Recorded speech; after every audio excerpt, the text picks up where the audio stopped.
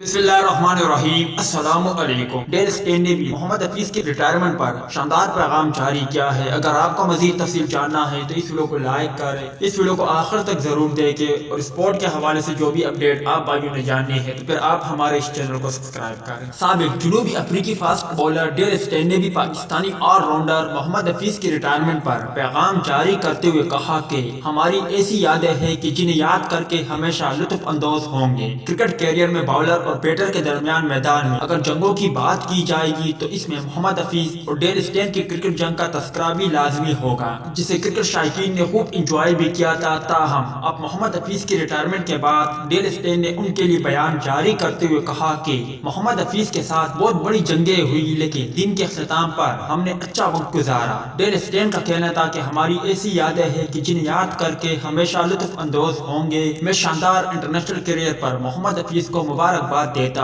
साबिक जनूबी अफ्रीकी फास्ट बॉलर का कहना था कि मोहम्मद हफीज ने अपने लोगों को मुतासिर किया और अच्छे अंदाज में गेम खेली।